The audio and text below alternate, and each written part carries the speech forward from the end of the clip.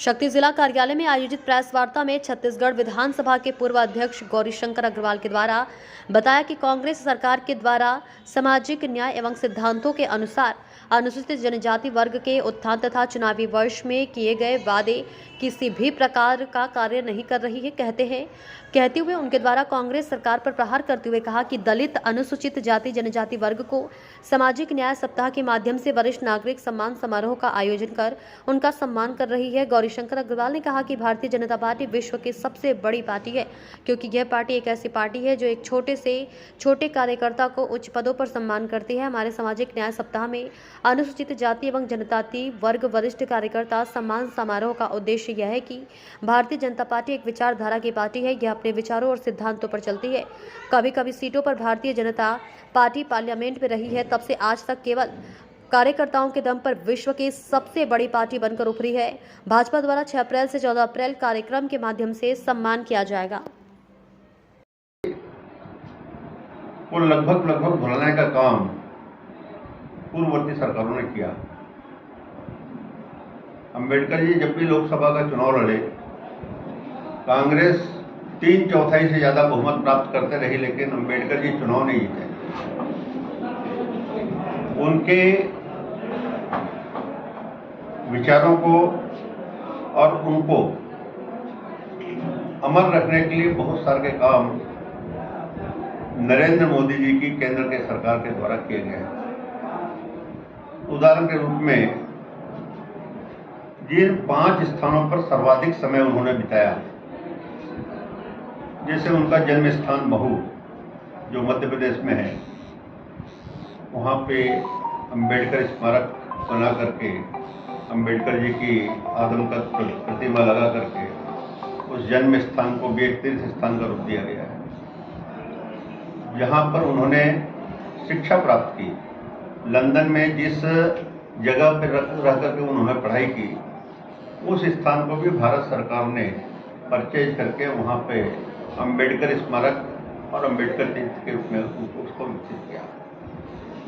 इसके अलावा जहाँ पे उन्होंने दीक्षा प्राप्त की, अपने 5 लाख अनुयायियों के साथ उन्होंने बौद्ध धर्म में प्रवेश किया नागपुर में।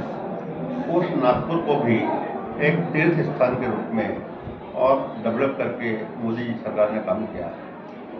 जिस घर में वो रहते थे दिल्ली में अलीपुर रोड में, जहाँ पे उन्होंने अंतिम सांस ली, उसको भी एक तीर्थ स्थल के रूप में विकसित करने का काम किया। और जहाँ पे उनका अंतिम संस्कार हुआ जुहू मुंबई में, उस स्थान को भी और निश्चित रूप से नरेंद्र मोदी जी की सरकार ने और तीर्थ स्थान के साथ साथ तीर्थ स्थल के रूप में विकसित किया। सब लोग ये बात जरूर बोलते हैं कि अंबेडकर जी संविधान निर्माता हैं, लेकिन आज़ादी के वर्षों बाद भी उनको जो भारत का सम्मान, सर्वोच्च सम्मान मिला था, शायद उसको देने में बहुत देरी हुई। जब भारतीय जनता पार्टी की सरकार आई, तभी उनको जाकर के भारत का सर्वोच्च पुरस्कार, भारत रत्न पुरस्कार ये प्राप्त हुआ।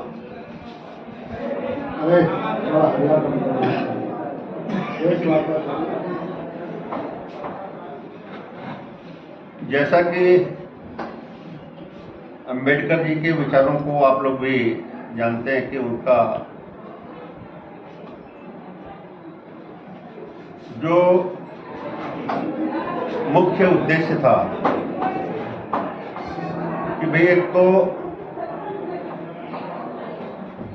जात पात, ऊंच नीच, छुआछूत, इनको समाप्त होना चाहिए।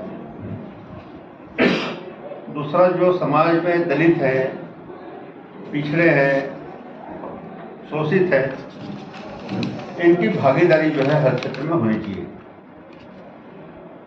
इनको भी समाज में बराबरी पर खड़ा होने के लिए अवसर मिलना चाहिए। और ये सब बातें शासन की नीतियों के आधार पर ही और प्राप्त की जा सकती है।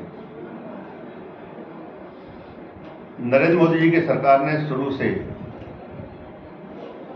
सबका साथ सबका विकास का मूल मंत्र सामने रखते हुए अपनी नीतियां बनाई, जिससे कि आम जनता तक जो बाबा साहब की अम्बेडकर की जो परिकल्पना थी उसके आधार पर हर गरीब व्यक्ति को मूलभूत सुविधाएं उन तक पहुंचे, इस बारे में बहुत सारे निर्णय लिए। हम सबको मालूम है अक्टूबर 2014 अगस्त 2014 को जब लाल किले के मैदान से मोदी जी ने घोषणा की कि हम स्वच्छ भारत अभियान के अंतर्गत भारत के रहने वाले हर नागरिक के घर में शौचालय बनाएंगे, उसकी बड़ी प्रतिक्रिया हुई, लेकिन बाद में लोगों को